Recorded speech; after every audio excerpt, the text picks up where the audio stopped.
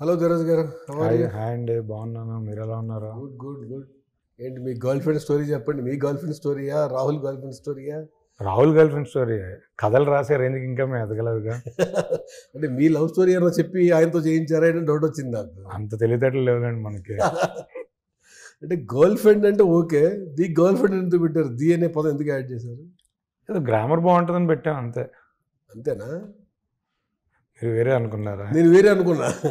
వేరే అనుకున్నాను ఆ కాదు. వేరే కూడా అలా కలిసి వచ్చింది అంతే. అంతేనా? మీరైతే ముందు మేమైతే గ్రామర్ కోసమే పెట్టాం. తర్వాత సరే ఆ ఫ్లో అలా కలిసి వచ్చింది కదా అని వాళ్ళు వదిలేసాం. Good, all the very best. అసలు రాహుల్ ఏం చెప్పి ఒప్పించాడు రష్మికకి? మీ దగ్గరికి వచ్చి చెప్పాడా కథ? ఏం చెప్పాడు అసలు? ఫస్ట్ ఫస్ట్ కథ మాకే తెలుసు. బేబీ సినిమా రిలీజ్ తర్వాత ఒక సందర్భంలో రష్మిక గారితో మాట్లాడుతున్నప్పుడు బేబీ లాంటి కథ నాకెందుకు చెప్పరని అడిగారు. ఓకే. బేబీ లాంటి కథ మీకు చెప్పినా మీరు చేయరు కదా అన్న. ఎందుకు చేయను, అలాంటి డిఫరెంట్ కథలు చేయాలి, అప్పుడే ఆర్టిస్ట్గా పర్ఫార్మెన్స్ స్కోపు ఇవన్నీ బాగుంటాయని. అండ్ మోరోవర్ ఆవిడ పాయింట్ ఆఫ్ టైంలో ఆల్రెడీ పుష్ప, అనిమల్ ఇవేంటంటే మ్యారీడ్ ఉమెన్ క్యారెక్టర్స్ చేస్తున్నారు. తన ఏజ్ గ్రూప్కి మించిన క్యారెక్టర్స్ చేస్తున్నారు. యాన్యువల్లో పిల్లలు కూడా ఉంటారు. పిల్లలు కూడా ఉంటారు. సో తనకేంటంటే ఏజ్లో ఉన్నప్పుడే కొన్ని కథలు చేయగలుగుతాం, ఒక కాలేజ్ లవ్ స్టోరీ ఏదైనా ఉంటే చేయాలని ఉంది అని అన్నారు. అప్పుడు ఆ కాన్వర్జేషన్లో ఈ కథ గుర్తొచ్చి నాకు, సరే రాహుల్ దగ్గర ఒక కథ ఉంది, అది మీరు ఒకసారి ఫ్రీ ఉన్నప్పుడు వినండి అంటే ఇమ్మీడియట్గానే రేపే పెట్టేయమన్నారు. నెక్స్ట్ డే రాహుల్ వెళ్ళాడు. ఫస్ట్ రాహుల్కి చెప్పినప్పుడు రష్మిక ఎందుకు చేస్తుందా అంటే, బ్రో ఆవిడ అడిగారు మీరు వెళ్ళి చెప్పండి ఏంటి అన్న. సర్లేదో మీరు అడుగుతున్నారు కాబట్టి చెప్తాను అన్నట్టుగా వెళ్ళారు. బట్ పాజిటివ్గా ఆవిడ కథ వినగానే ఇమ్మీడియట్గా స్పాట్లో చేస్తానని చెప్పేయడం, రాహుల్ షాకే, రాహుల్ నాకు ఫోన్ చేసి చెప్పడం, ఇంకా అలా థింగ్స్ ఫాస్ట్గా రోల్ అయ్యాయి. రష్మిక కెరియర్లో first college story, love story అనుకోవచ్చు అది. అంటే ఆవిడ ఫస్ట్ చెలో ఇంకా ఆ టైంలో చేశారుగా. అసలు first Kannada cinema, first cinema college based story కదా. ప్రాబ్లీ దాని తర్వాత మళ్ళీ ఇదే చాలా కాలం అంతా ఆవిడ పాన్ ఇండియా స్టార్ అయిపోయి చాలా బిజీ అయిపోయినా కానీ బాగానే మీకు డేట్లు తీసుకొచ్చారు. అది ఆవిడ కథ నమ్మి ఇలాంటి సినిమా చేయాలి ఈ పాయింట్ ఆఫ్ టైంలో అని చేశారు. యాక్చువల్గా మీరు బేబీ సినిమాకి కో ప్రొడ్యూసర్గా ఉన్నారు. బేబీ సినిమా హీరోయిన్ ఓరియంటెడ్ సినిమానే అది. అవును, అమ్మాయి చుట్టే ఉంటుంది. అంటే ఒక హీరోయిన్ బేస్గా ఉన్న స్టోరీలే ఇండిపెండెంట్గా ఉమెన్స్కి బాగా చూస్తారన్నా, లేదంటే ఈ kind of baby cinema women's కాదండి, అసలు అబ్బాయిలు ఎక్కువ యూత్ కనెక్టింగ్, అంటే అమ్మాయి చుట్టూ ఉన్న కథలకే ఎక్కువ డిమాండ్ ఉంటుందని? అలా ఏం లేదండి. అంటే 2 థింగ్స్. ఒకటి, జనరల్గా లవ్ స్టోరీస్ అంటే అందరూ హ్యాపీగా ఉండాలి, సర్వేజన సుఖినో భవంతు అన్నట్టు తీస్తారు. నాకు అలాంటి దానికన్నా ఏదైనా కథ జెన్యున్గా చెప్పాలి, ఆ క్యారెక్టరేషన్ ప్రకారం ఒక ఎండింగ్లోకి వెళ్ళాలి అని, ఒక డిఫరెంట్ కథలు చూడాలి లవ్ స్టోరీలో అనే పాయింట్ ఆఫ్ వ్యూలో చూశానండి. రెండోది ఏంటంటే రెగ్యులర్ కథల కన్నా హట్కే కథలే ఎక్కువ చూస్తారండి. ఏదో ఒకటి అవుట్ ఆఫ్ ద బాక్స్ ఉండి మనం ఏదో పాయింట్ నమ్మి బలంగా చెప్తేనే చూస్తారు అండ్ డిఫరెంట్ స్క్రిప్ట్ చూస్ చేసుకోవడమే. డైరెక్టర్ రాహుల్ ఇంతకుముందు 2 సినిమాలు వెరీ సాఫ్ట్గా ఉంటాయి. అంటే మన్మధ 2 అంటే ఒక kind of zone, first cinema చెలాసో ఒకటి. ఆయన యాక్టర్గా ప్రూవ్ అయినా డైరెక్టర్ మీద డిఫరెంట్ దాంట్లో.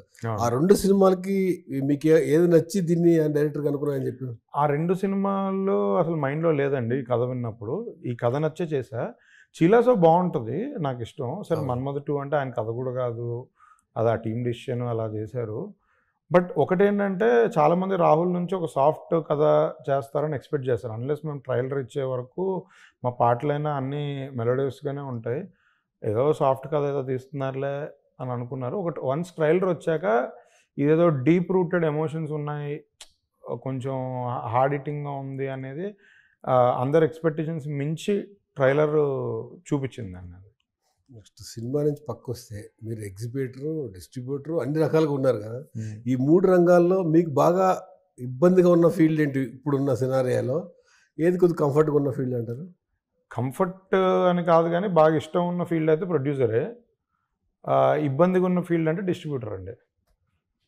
అంటే మనం కష్టపడి సంపాదించిన డబ్బులతో డిస్ట్రిబ్యూషన్ చేయాల్సి వచ్చి చేసి అవి పోయి ఆ పెయిన్లు ఎక్కువ ఉంటాయి అందులో. అంటే ఉన్న డిస్ట్రిబ్యూటర్లు మొత్తం 8 జోన్ల కింద చూస్తారు కదా. అవును, నైజాం తీసేస్తే ఆంధ్రాలో అవును, అవును, అన్ని కట్ చేస్తే అత్యంత రిస్క్ ఉన్న జోన్ కృష్ణా జిల్లా. అవును. దాన్ని ఎందుకు మీరు చూస్ చేసుకున్నారు ఫస్ట్? యాక్చువల్లీ నేను చూస్ చేసుకోలేదు. అది మా అన్న తీసుకెళ్ళి నువ్వు కృష్ణా చెయ్యి అని కూర్చోబెట్టాడు. వంశన్న, సితారా వంశీ. నాగవంశీ. అందువల్ల దాంట్లో కృష్ణాలో కూర్చున్నారు. అంటే కృష్ణాలో నేను ఏదో జిల్లా అడిగితే ఏ జిల్లాలు ఇప్పుడు ఖాళీ లేవు, కృష్ణా జిల్లా చెయ్యి అని ఆయన కూర్చోబెట్టారు. యాక్చువల్గా అన్ని జిల్లాలకి సెటప్ ఉన్నారు డిస్ట్రిబ్యూటర్ ఆ టైం. కృష్ణాకి ఏంటంటే ఎక్కువ అడ్వాన్సులు రావని, ఆ ప్రాబ్లం ఎక్కువ ఉందని. సినిమా బాగుంటే మళ్ళీ ఎక్కువ అక్కడి నుంచి రెవెన్యూ వస్తుంది కూడా ఉంది, కానీ ప్రాబ్లం కూడా అక్కడే ఉంది, అడ్వాన్స్ కట్టవలసిన దగ్గర రాదని. దౌర్జన్యాలు ఎక్కువ ఉన్నాయి కృష్ణా జిల్లాలో. అదేంటిది మీరు కృష్ణా జిల్లాలో వచ్చింది? కరెక్టే. అంటే అక్కడ హోల్డ్ చేసుకొని బేసికల్ ఇబ్బంది పెట్టడాలు అయితే ఎక్కువ ఉన్నాయండి. అంటే కృష్ణా జిల్లాలో ఏంటంటే బిజినెస్గా చేయరు. పక్కనోడు ఎవడన్నా వస్తే వాడిని ఎలా పంపించేయాలి బయటికి, ఆడికి థియేటర్లు ఇవ్వకుండా ఎలా ఇబ్బంది పెట్టాలి. ఒక సెట్ ఆఫ్ థియేటర్స్ ఉంటాయి. ఒక చోట థియేటర్ కావాలండి అంటే నువ్వు వేరే చోటు ఇస్తేనే ఇక్కడ ఇస్తా. అంటే చాలా దౌర్జన్యాలు ఉన్నాయి అందులో. ఫైట్ చేసి బయటికి రావడం అనేది చాలా టఫ్ థింగ్. అంటే ఇప్పుడు సితారా వంశీ గారు సినిమాలు, మైత్రి సినిమాలు అంటే పెద్ద సినిమాలు కాబట్టి, పెద్ద బ్యానర్లు కాబట్టి వాళ్ళ సపోర్ట్తో చేయగలుగుతున్నాం. కానీ ఆ జిల్లాలో అసలు నన్ను ఎప్పుడు పంపిద్దామని వెయిట్ చేస్తున్నారు అందరూ. అంటే బయ్యర్ అనేవారు లేరు, బయ్యర్ని ఉండనివ్వరు. బయ్యర్ అనేవాడు లేకపోతే ఫ్రీ డిస్ట్రిబ్యూషన్ వచ్చేస్తుంది, రిస్క్ లేకుండా సెటప్ అయిపోద్దని ఇంకా మిగతా కంపెనీలు వెయిట్ చేస్తున్నాయి. మొన్న దీని మీద స్ట్రైక్ కూడా జరిగింది. అంటే హరిహర వీరమల టైంలో, రాంగ్ టైం, ఆ టైంలో వేరే యాంగిల్ తీసుకుంది. అసలు అడ్వాన్సులు లేకుండా 50% రేషియోలో చేయాలని ఎగ్జిబిటర్స్, డిస్ట్రిబ్యూటర్లు అనడం, అది ఎలా కరెక్ట్ అంటారు? మీరు అన్ని రంగాలు చూసారు కాబట్టి. అది రాంగే అండి. ఇప్పుడు ఒక ప్రొడ్యూసర్ ఒక సినిమా తీస్తున్నాడు, ఆ సినిమాకి హైప్ బజ్ ఉన్నప్పుడు నచ్చినోడు వెళ్ళి కొనుక్కుంటాడు. కొనొద్దు అనడం ఎలా కుదురుతుంది? సేమ్ డిస్ట్రిబ్యూటర్ తీసుకుంటే డిస్ట్రిబ్యూటర్ దగ్గర థియేటర్ల వాళ్ళు కూడా తీసుకుంటారు. అలా కాదు, అంటే మేము కొంతమంది థియేటర్లు ఆక్యుపై చేసుకొని ఉన్నాము, మేము చెప్పిన టర్మ్స్లో మీరు సినిమా వేయాలి అనే ఒక పర్స్పెక్టివ్ తీసుకొస్తున్నారు. అది విచ్ ఇస్ రాంగ్. అంటే అలా అయితే ఇంకెవడు ప్రొడ్యూసర్ సర్వైవ్ అవ్వలేడు ఇక్కడ. ఐ థింక్ అదే ఇష్యూలో ఆ నలుగురు దగ్గర థియేటర్స్ ఉన్నాయన్నారు. ఆ నలుగురు అంటే సురేష్ ప్రొడక్షన్స్, సురేష్ బాబు గారు కానీ, గీతార్ట్స్ అరవింద్ గారు, దిల్ రాజు గారు అండ్ ఏషియన్, ఈ 4 దగ్గర ఎక్కువ థియేటర్స్ ఉన్నాయి అన్నారు. అందులో 2 ఇప్పుడు తగ్గించారు. గీతార్ట్స్ అరవింద్ గారు మీతో కొలాబరేటర్ కొన్ని సినిమాలు చేస్తున్నారు, ఆయన బాగా తగ్గారు. సురేష్ బాబు గారు తగ్గించారు, ఏదైనా సినిమా నచ్చితే రిలీజ్ చేస్తారు తప్పించి. దిల్ రాజు గారు రఫ్ అయ్యారు. వాళ్ళ నలుగురు తగ్గి ఇప్పుడు వేరే నలుగురు వచ్చారు సినిమా తీసేవాళ్ళు. హారికాస్ని, సితారా, నాగవంశీ కానీ, మైత్రి, పీపుల్స్ మీడియా, ఈ కొత్త జోన్ మొదలైంది. ఆ తర్వాత సాహు, చెరుకు సుధాకర్, శ్రీనివాసైళ్ళు ఉన్నారు. అంటే ఈ థియేటర్స్ హోల్డర్స్ ఉన్న వాళ్ళు తగ్గి వేరే వాళ్ళు సినిమాలు తీస్తున్నప్పుడు మీలాంటి డిస్ట్రిబ్యూటర్లు కూడా ఇబ్బంది వస్తుందా అక్కడ? వస్తుందండి. అంటే ఇప్పుడు మా జిల్లా, కృష్ణా జిల్లా గురించి మాట్లాడితే, అంటే సురేష్ వాళ్ళకి థియేటర్లు ఉన్నాయి. నేను ఇందాక చెప్పిన ప్రాబ్లమే. వాళ్ళకి కొన్ని బెస్ట్ థియేటర్స్ ఉంటాయి, కొన్ని వరస్ట్ థియేటర్స్ ఉంటాయి. బెస్ట్ థియేటర్లో సినిమా వేద్దామని నేను వెళ్తే వరస్ట్ థియేటర్ కూడా వేస్తేనే దీనికి వేస్తా అంటారు. మేము ఇంకా ఫైట్ చేస్తాం. ఇంకా మాకు దౌర్జన్యంలాగే అనిపిస్తుంది. ఇంకొక సంస్థకి, అన్నపూర్ణ వాళ్ళకి లీజ్ థియేటర్స్ కాదు కానీ వాళ్ళు చార్ట్ చూస్తారు.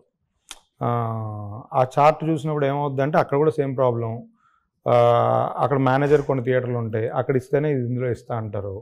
ఇంక ఇవన్నీ ఉంటాయి. ఇంకోటి ఏంటంటే ఆప్షన్ లేదు అనేసరికి అడ్వాన్స్ ఇవ్వరు. ఒక సినిమా 10 లక్షలు పే ఆఫ్ చేస్తుంది అనుకోండి, ఒక వీక్ డీసెంట్గా ఆడితే 10 లక్షలు పే ఆఫ్ చేస్తుంటే 2ో 3ో ఇస్తా అంటారు.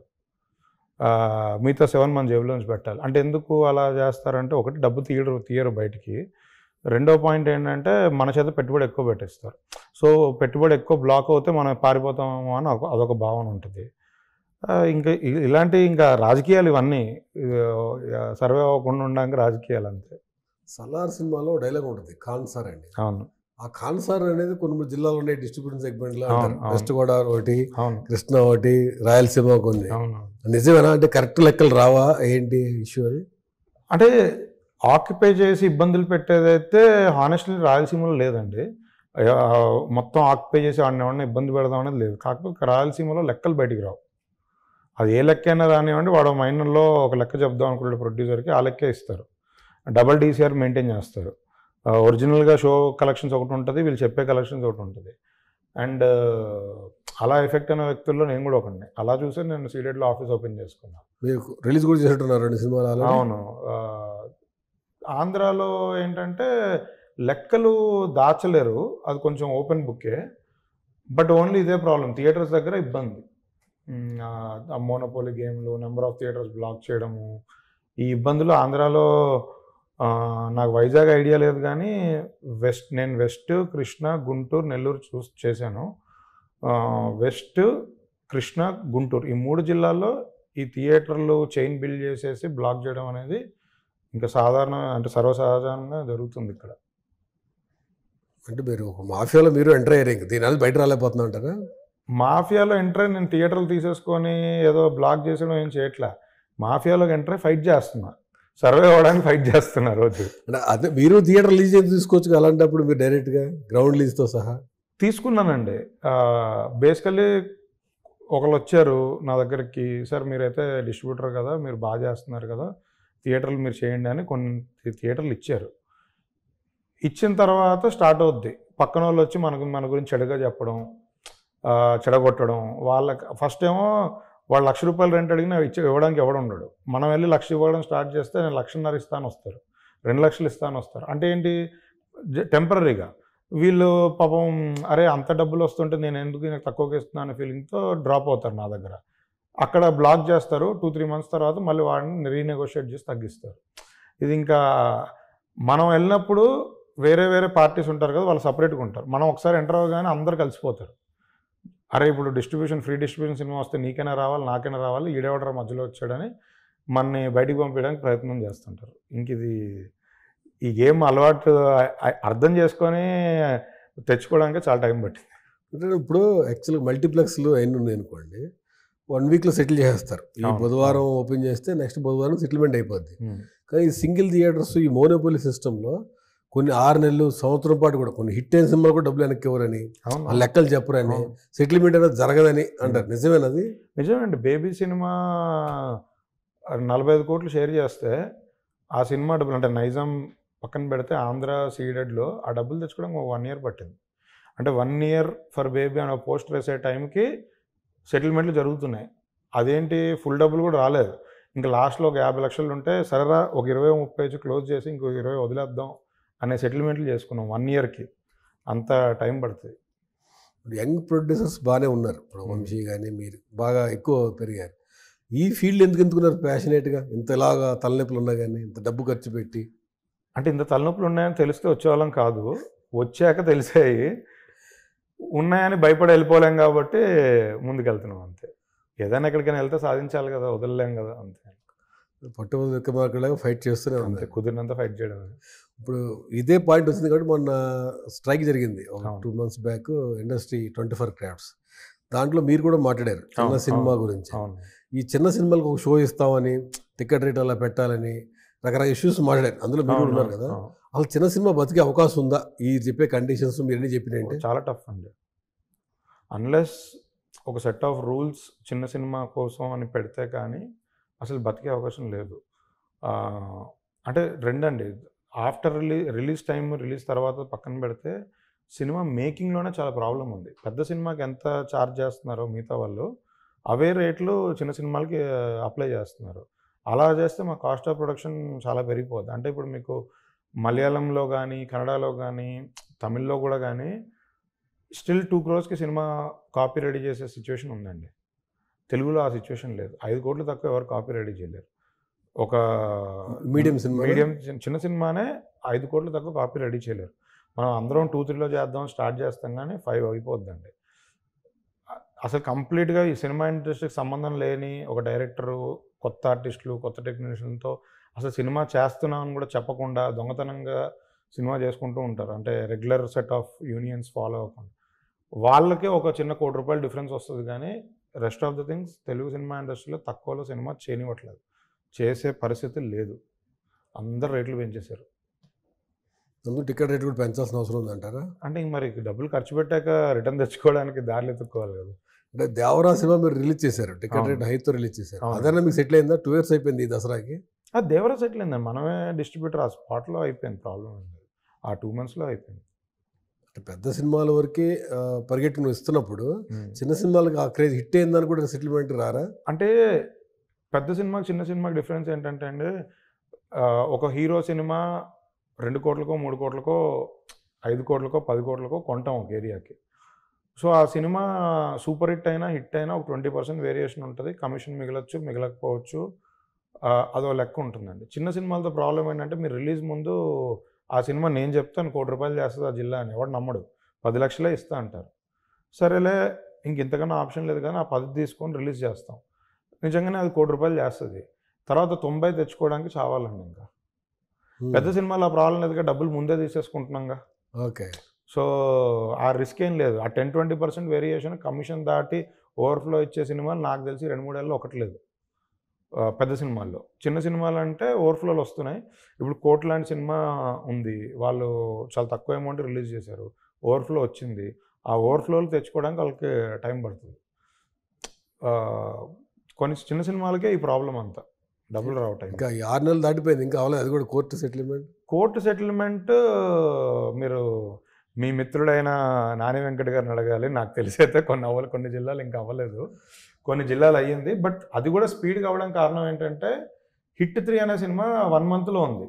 సో ఆబ్వియస్లీ ఎలా అంటే నువ్వు ఆ డబ్బులు క్లియర్ చేస్తానని నీకు సినిమా ఇస్తా అని చెప్తారు, ఆ రీజన్ వల్ల క్లియర్ అవుతుంది. అదే హిట్ 3 ముందు వచ్చి కోర్టు తర్వాత వచ్చింది అనుకోండి, నేను రాసిస్తా ఈ రోజు వరకు అన్ని జిల్లాల్లో క్లియర్ అవ్వకుండా ఉంటాయి, ఎంతో కొంత డ్యూ ఉండే ఉంటాయి. అంటే రెగ్యులర్గా సినిమా తీసే ఇప్పుడు సితార నాగవంశీకి సెటప్ డిస్ట్రిబ్యూటర్లు ఉన్నారు, అలా ఉన్నారు కాబట్టి అలాంటి వాళ్ళకి ఇబ్బంది రాదు. వాళ్ళు చిన్న సినిమా తీసినా పెద్ద సినిమా తీసినా ఓకే.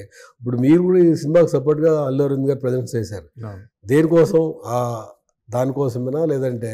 అసలు థియేటర్స్ డిస్ట్రిబ్యూషన్ గురించి కాదండి, మామూలుగానే ఫస్ట్ నుంచి అరవింద్ గారితో ట్రావెల్ అవుతున్నాను, ఇది ఆయనతో 4th film 5th film.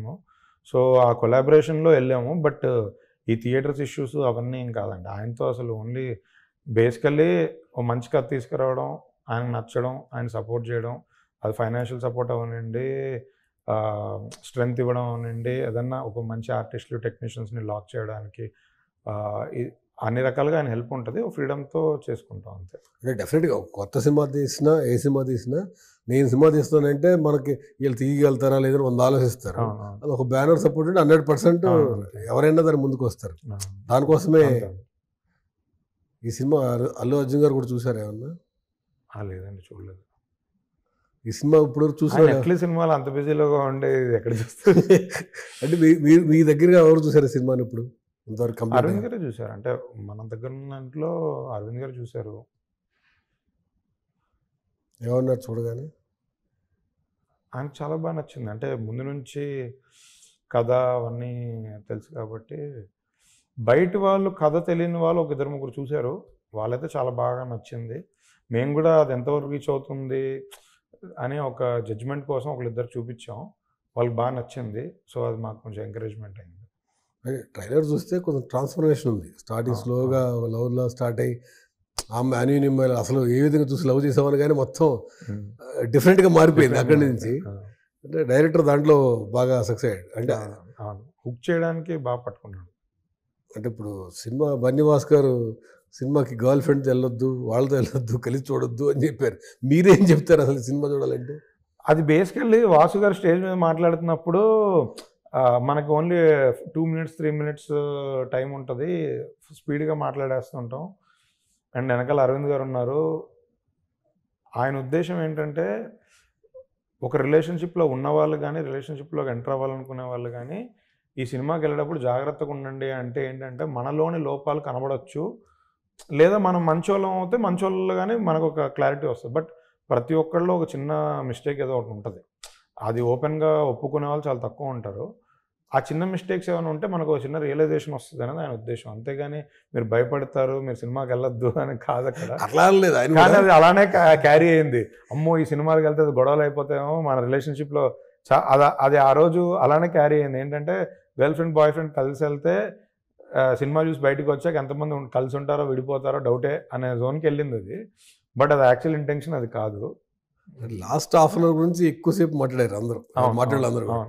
Intense of last half an hour మీరు చాలా కేర్గా ఉంటారు, రిలేషన్షిప్లో ఉన్న వాళ్ళని.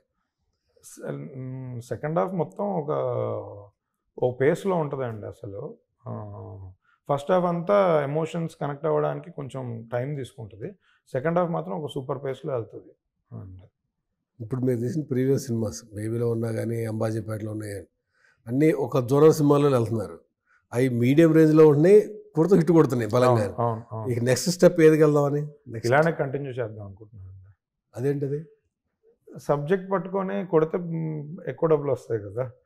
పెద్ద సినిమాలు చేసి ఆ భారీ బడ్జెట్లు, ఆ భారీ రెమ్యూనరేషన్లు తట్టుకోలేక అది ఒకవేళ హిట్ కొట్టినా అక్కడి వరకు తీసుకురావడానికి ఇబ్బందులు పడే దానికన్నా కంటెంట్ బేస్డ్ సినిమాలతో వెళ్తే మనకంటూ ఒక గుర్తింపు ఉంటుంది, మనకంటూ ఒక వాల్యూ బ్రాండ్ ఏదో ఒకటి ఉంటుంది అని ఇలాగానే జర్నీ కంటిన్యూ చేద్దాం అనుకుంటున్నాను. ఓ గుడ్. ఇప్పుడు చిలాసోతో డైరెక్టర్ గారు నేషనల్ అవార్డు తీసుకున్నాడు. ఈ సినిమాతో గ్యారెంటీగా నేషనల్ అవార్డు వద్దని కాన్ఫిడెంట్గా చెప్తున్నారు రాహుల్ రష్మికకి. ఎందుకంటే ఇంతవరకు ప్యాన్ ఇండియా స్టార్ అయింది కానీ అవార్డు అందుకోలేదని ఒక చిన్న ఉంది. ఈ సినిమాతో తీరుద్దని చెప్తున్నారు. మీకేమనిపించింది? నాకు 200% ఈ సినిమా కథ విన్నప్పుడే వీడు మళ్ళీ నేషనల్ అవార్డు సినిమా పట్టుకున్నాడు అని డైరెక్టర్ మీద అనిపించింది. రష్మిక ఎప్పుడైతే చేయడానికి ఒప్పుకుందో అసలు ఈ క్యారెక్టర్ యాజ్ ఇట్ ఈస్గా పోర్ట్రే చేస్తే రష్మిక గారికి నేషనల్ అవార్డు పక్కా వస్తుంది అనే కాన్ఫిడెన్స్ ఫస్ట్ నుంచి ఉంది. వాళ్ళిద్దరి మీద గట్టిగా ఉంది. ఇద్దరు కొడితే ఇంకా హ్యాపీ నాకు. అంటే ఒక ఆరా ఉంటుంది మీ చుట్టూరు, మీరు కానీ ఎస్కేఎన్, మారుతి, సాయి రాయేష్ అంతా. అంటే మీరంతా ఒక జోన్. లిటిల్ ఆర్ట్స్ బాగున్నా ఎంజాయ్ చేస్తారు, కా బాగున్నా వంశీనందిపాటి పేర్లు, అందరూ టీమ్గా. అంటే ఇందులో చూజింగ్గా ఎన్నుకుంటారు కథలు కట్టేదాన్ని చూసేటప్పుడు? అలా ఏం లేదండి, ఎవరి కథలు వాళ్ళే ఎంచుకుంటారు. బట్ ఒక పాయింట్కి స్టార్ట్ చేస్తున్నాం అన్నప్పుడు ఒపీనియన్స్ తీసుకుంటాం, కంప్లీట్ అయింది అన్నప్పుడు మళ్ళీ ఒపీనియన్స్ తీసుకుంటాం. ఇంకా అంటే మన ఫ్రెండ్స్ అందరికీ జస్ట్ చూపించి ఒక ఒపీనియన్ తెలుసుకోవడం, నిజంగా ఏదన్నా చిన్న ప్రాబ్లం మనకు కనబడని ప్రాబ్లం ఏమన్నా వాళ్ళు ఐడెంటిఫై చేసి చెప్తే అది రెక్టిఫై చేసుకోవడానికి ఉపయోగపడుతుందండి. ఫైనల్గా మంచి ప్రోడక్ట్ ఇవ్వాలి, సూపర్ ప్రోడక్ట్ ఇవ్వాలండి, అంతే. నేను మీ గ్రూప్లోనే ఒక పేరు చెప్పాను కానీ ఆయన అన్నాడు, మనం తీయటం కన్నా ఎవరైనా తీస్తే దాన్ని చూసి కాపీ కొనుక్కుని మనం రిలీజ్ చేస్తే కొంచెం బెటర్గా ఉంటుందండి అన్నాడు. మీకేది కంఫర్ట్ అనిపిస్తుంది అందులో? ఆ విధంగా అవి కూడా చేశానండి నేను కొన్ని సినిమాలు. ఇప్పుడు గామి సినిమా నేనే చూసి తీసుకొని చేశా, చాలా సినిమాలు చేశా. నాకైతే ఆనెస్ట్గా నాకు ప్రాసెస్ ఆఫ్ ఫిలిం మేకింగ్ ఇష్టం అండి. ఈ లాస్ట్ మినిట్ ప్రోడక్ట్ చూసి కొనుక్కోవడం, అప్పుడు డిస్ట్రిబ్యూట్ చేయడం, ఆ గేమ్ కన్నా నాకు ఫస్ట్ నుంచి భుజాల మీద మోసే గేమ్ బాగా ఇంట్రెస్ట్. అందుకే నేను ఆ బయింగ్ గేమ్ కొంచెం తగ్గించి మేకింగ్ గేమ్ స్టార్ట్ చేశాను. భవిష్యత్తులో ధీరజ్ని ఎలా చూడవచ్చు మేము? మంచి సినిమాలు తీసే ప్రొడ్యూసరు. నా సినిమా వస్తుంది అంటే డెఫినెట్లీ ఏదో విషయం ఉన్న సినిమానే పట్టుకుంటున్నాడు అని ఒక గుర్తింపు తెచ్చుకుందాం అనేది నా ప్రయత్నం. అందులోనే సక్సెస్ సాధిస్తానని భావిస్తున్నాను. అంటే భవిష్యత్తులో యాక్టర్గా కానీ డైరెక్టర్గా మారదామని కానీ, ఎందుకు ఎమ్మెల్యే అవుతుంది, ఇట్లాంటి కోరికలు ఏం లేవు మనకి? ఇంకా యాక్టర్ అవుదాం అనుకుని వచ్చా, వర్కౌట్ అవ్వలే, మళ్ళీ వెనక్కి వెళ్ళే ఇంటెన్షన్ లేదు. పాలిటిక్స్ అయితే చిన్నప్పటి నుంచి ఇంట్రెస్ట్ ఉంది, బట్ దానికి ఒక రేంజ్ స్ట్రేచర్ కావాలి. ఊరికే అలా మనం నడుచుకుంటూ వెళ్ళిపోగానే మన వెనకాల 100 మంది వచ్చేస్తారని అంత సీన్ లేదు. ఆ స్టేచర్ వచ్చిన రోజు అది ఉంటుందేమో కానీ ప్రజెంట్ అయితే సినిమాలు, మంచి సినిమాలు తీయడం వరకే పరిమితం అవుదాం అనుకుంటున్నాను. Thank you, all the very best. ఈ November 7th ది గర్ల్ ఫ్రెండ్తో ద బిగ్గెస్ట్ హిట్ కొట్టి మీరు అనుకున్నట్టు రష్మికకి నేషనల్ అవార్డు రావాలని కోరుకుంటున్నాం. All the very best. అలానే మాకు కొంచెం డబ్బులు రావాలని కోరుకుంటున్నాం. అదంతా జరిగితే ఆటోమేటిక్ డబ్బులు వస్తాయి కదండి. All the very best Dheeraj garu. Thank you.